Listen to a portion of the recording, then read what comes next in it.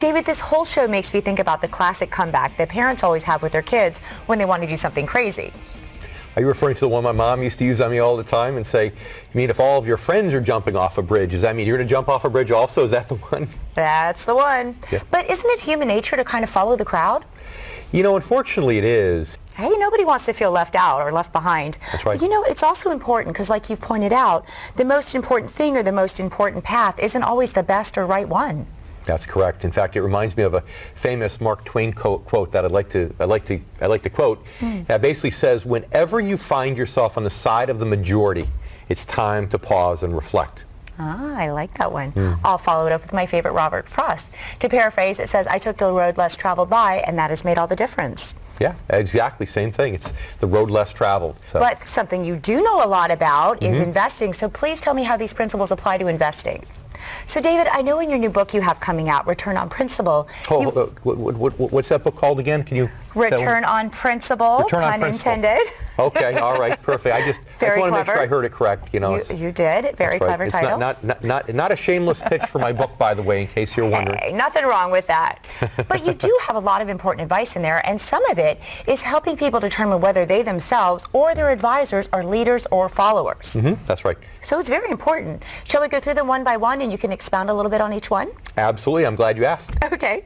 Well, the first question to ask yourself is, are you the kind of person that doesn't zig when others zag? So do you feel comfortable implementing something only after you know others are doing it, or are you kind of a leader? And the next question, and it has two parts, is also something you need to ask yourself.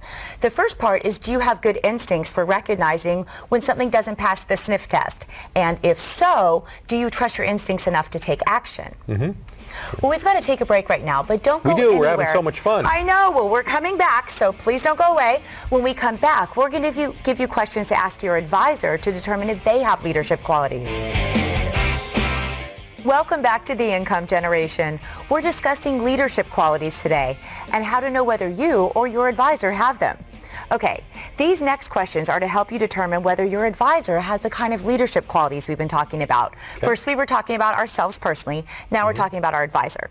So number one, ask him how much financial research he does personally versus how much research is supplied by his firm. Now, why is that so important? Which brings us to the next question. If your advisor doesn't work for a big firm and they work for themselves, how do they go about compiling their research? Well, this is where you have to be really careful. There's a lot of independent advisors, but they get the research directly or indirectly from a Wall Street firm. So I know your personal research is really what led you to change your business model in the 90s. This was very important. It's actually the thing I'm most proud of in my career.